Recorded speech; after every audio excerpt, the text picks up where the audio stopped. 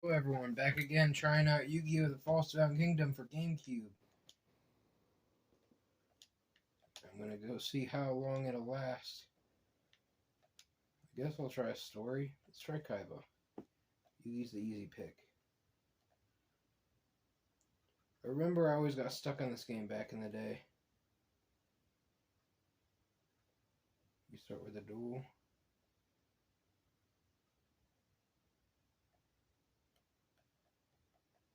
It's not important. Hopefully. If we're gonna duel or whatever we're doing, let's just get to it. Oh man, I missed the nostalgic look of this.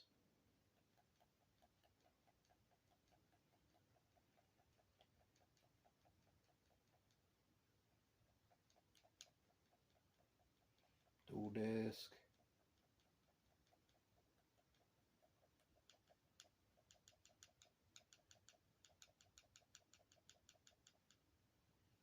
It was showing earlier like three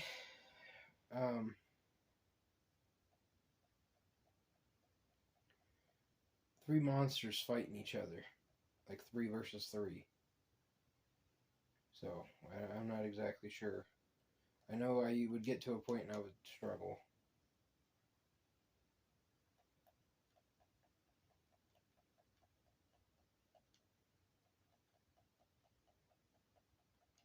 This guy's going to be relevant for some reason. They were talking about him. The Emperor with his multiple one-eye symbolism, Egyptian occultic crap.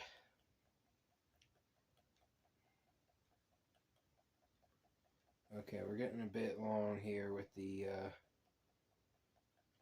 text.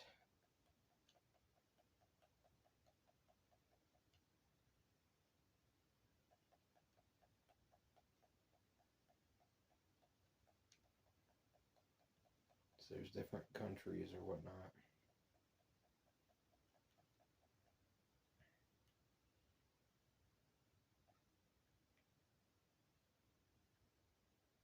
Crawling Dragon, Hitsatsumi Giant, and Sagi the Dark Clown.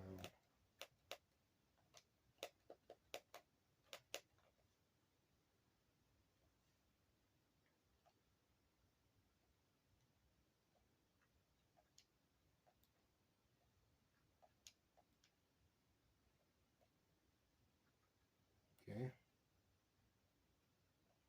Hand of Fire.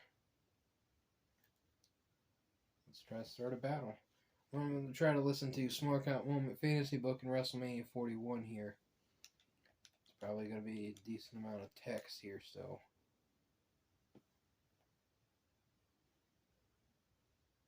Bash in Berlin or whatever, but some of that does influence. Some of that too, so.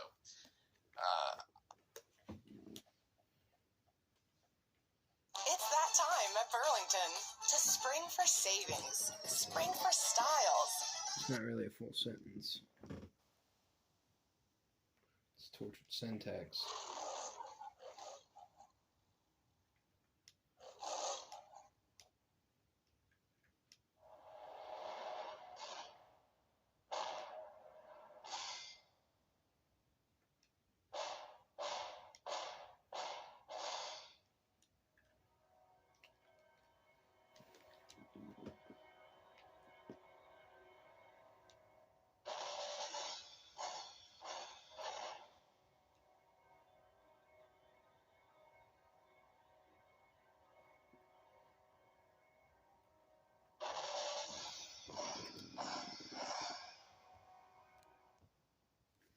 Okay, that totally switched what I was watching here.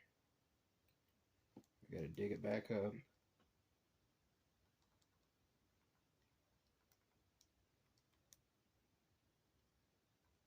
That we can give a good enough story that would be changing over the course of the next 12 months or so. And we don't need to book the entire road to WrestleMania. That would be way too complicated to get into, like, this match happens at Money in the Bank, and then this match happens at Bash in Berlin or whatever, but some of that does influence some of that too. So I have on like my screen that it's not something that you guys can see right now, but Rob and Callum can see it. A bunch of notes that I had written down ahead of time of when I was just kind of workshopping this myself.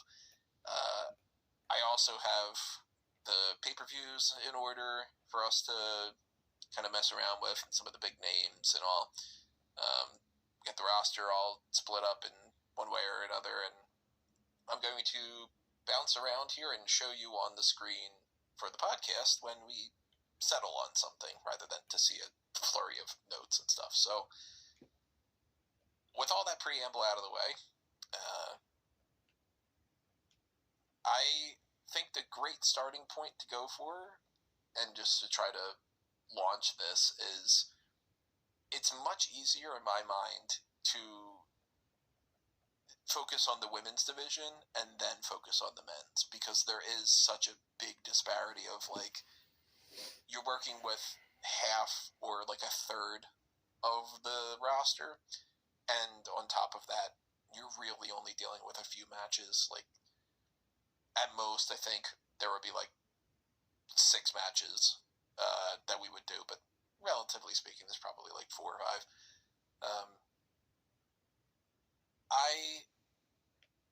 I know that we all agree on this, so it's one of the easy options, but I do have an alternative for it.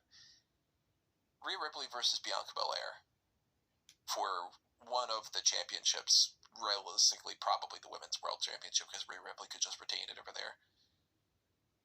If we were to do Rhea and Bianca, what would your go-to other women's title match be? Because I have Charlotte Flair versus Jade Cargill down as the next that I would have, and the big question mark that I had then was, well, then what do I do with Becky? Going after the weakest first, I figured. Might give me a chance. I think Charlotte outnumber him. Jade could be a good grudge match with no title. I think Charlotte being the opportunity is that title. Like, that's enough to get you through Charlotte and Jade match without putting a belt on either one of them. I would probably expect these to say the other title match would be something like Becky against a Roxanne, or a Bayley against Roxanne.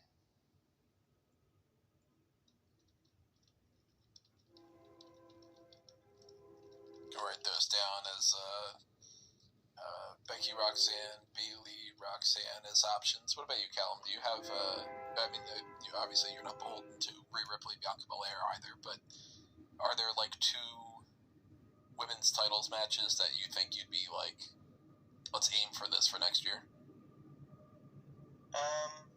I'd say that whatever the other women's title match would involve Rhea Ripley or Bianca Belair, because I do think that is the right match to do, to be like as big a women's title match as you can have.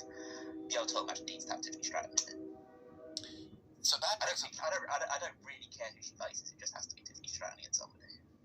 That brings us up an option that I had as like my secondary thing, where I started to try to mess around with what do I do with Becky, and Rhea and Bianca would be such like a lock, but I had written down, what if we did Rhea and Tiffany Stratton, and then Jade and Bianca, or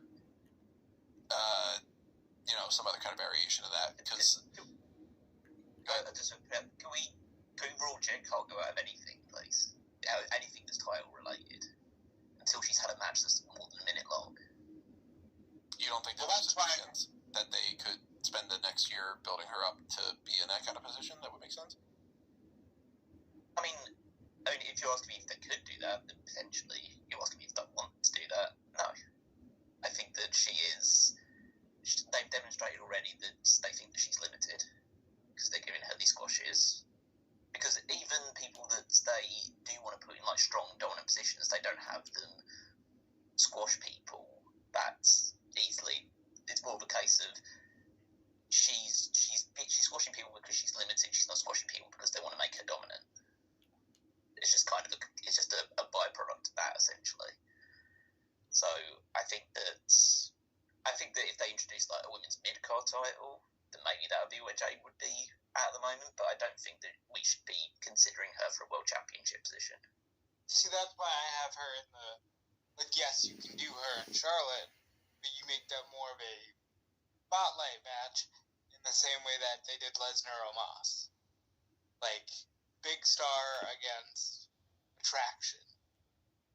Or even just a regular feud like LA Knight and AJ Styles. Yeah, but the women never get that. Yeah. Which would be something I legitimately changed if I was ever in that position. Well, I had the Rhea and Stratton thing down as an option because part of me thinks that would be a fun pair for if you have Rhea as the babyface, and it's kind of like like, you know, if Tiffany Stratton's the buff Barbie, Rhea is as good of like an antithesis opposite side of the coin as you can get for that, because it's like, all right, well, she's also the big tough woman on the roster that can be like, it's almost like the blondes against the brunettes. It's the preppy girl against the goth girl. It's, you know, like and I think that they could actually pair off really well together in a way that we haven't seen them do yet. Whereas we've seen Becky and Stratton, and I do think that Stratton's one of the main people that we can. Realistically, I think if we're talking 2 title matches and we're not making it like a triple threat or a fatal 4-way or anything, Rhea, Bianca, Charlotte, Becky, Bayley, Jade, Roxanne, you know, Tiffany Stratton, like that's kind of the group we're working with. I don't think anybody realistically is like, okay, well, we got to find that spot for Naomi, or it's going to be a big year for Raquel Rodriguez or Tegan Knox or anything. Like, we're dealing with about like 7 names or so. I'd be totally fine for Jade not being in the title picture and stuff, because I also would pitch out there again that whole China Memorial Battle Royal idea of just, let's try to do something where we throw a bunch of the women in that, and that could even be a spot where it's like, okay, maybe you give that to Jade, and then we go elsewhere for them. I'm always in favor of a spotlight battle royal for the women, because I think they all deserve more spots on the card, but I do think you could get Tiffany Stratton into a championship match. I just think, like I pitched all you did. Roxanne Bayley, just do Tiffany Bayley. You know, Tiffany is the antithesis of a horsewoman. She kind of just came in and, you know, rose to the top. Bayley, even as a babyface that isn't doing the hugger gimmick, is still, you know, that alt chick, proud, geek kind of energy, and it's also just veteran versus rookie. There's a lot of stories that you can weave into that.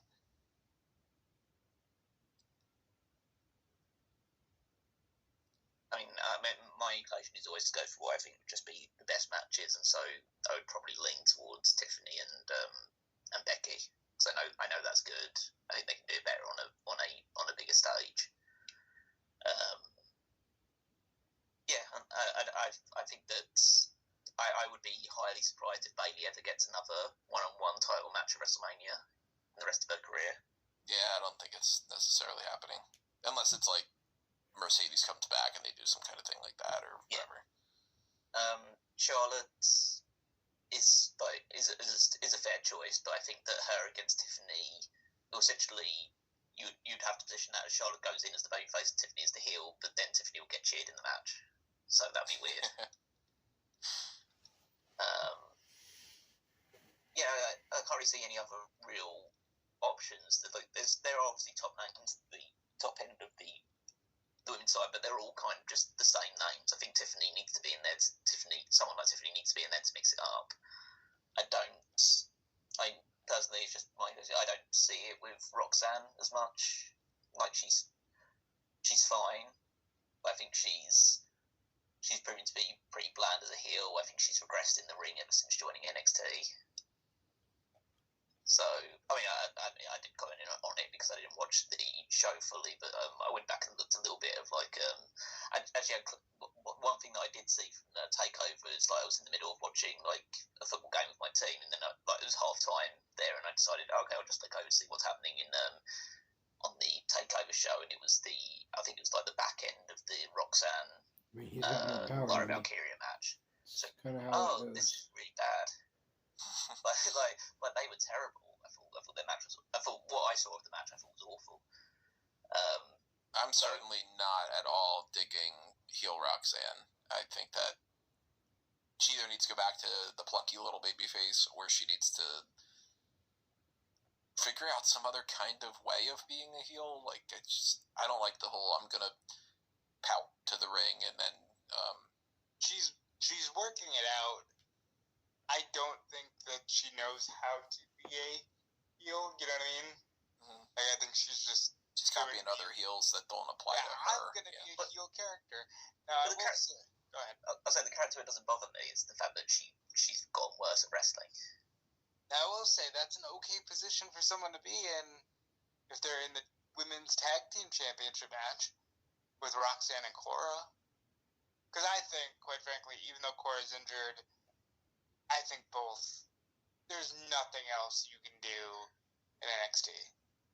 But it would have to be that WrestleMania would have to be timed in that small, 2-month window that Cora Jade is actually fit to compete. That is fair, but maybe... Well, when is she kind of, projected to be returning? It was an ACL, wasn't it? Yeah, it's been a few months, but it hasn't been super long since then. Yeah, but if that's the case, then by Royal Rumble she'll be injured again. So that's another tough thing, though. Is you not only have to assume that Roxanne's getting called up, but that you have to then put enough emphasis on them that and Cora as well with her return and all. And we're not going to bother to book NXT Stand and Deliver for this, by the way, for anybody that's wondering. We're not doing the 2 nights of WrestleMania and NXT. But, you can look at certain people and go, all right, probably Thea Hale's going to be a big enough deal that maybe she's in the title picture there. And, probably JC Jane and some other people. But I highly doubt that. I'll give you one idea for Stand and Deliver, and it's Julia versus Asuka. Cool. Love it. There you go. Book it. The women's tag titles could be in the mix here. They didn't do them this year. They just decided to do a 6-woman tag without the belts involved at all. But that's another option to get, instead of doing a China Memorial or whatever. We could play around with that. We could keep Damage Control together, the Kabuki Warriors and all. We could mess around with the idea of something with Liv Morgan in there, since people want Liv Morgan to be doing more. I guess maybe we could put Liv Morgan down as a list of somebody that we could try to work into that title picture, but I would lean less towards that. And if we're dealing with this group of about 11 or 12 to 13 people or whatever, if we got 2 votes for no Jade in the title picture, then not only is that more of a consensus, but I'm fine with giving her a different type of spotlight thing, so I'd move her off to the side at least a little bit for now. I think we all kind of agree Rhea should be in a championship match, right? Yeah. And then probably Bianca should be in a championship match, unless the alternative is the feud for Jade on the side is Jade and Bianca. I would put her in a championship match still. If you went with... Well, I guess let's put it this way. If we go, Rhea's in a title match, the options pretty much become, it's Rhea, Bianca, Rhea, Tiffany. I don't think any of the other ones have as much of a fun flair to it, right? Well, Alright, guys, I think I showed this off a little bit. Thank you guys for watching. God bless. Have a good night.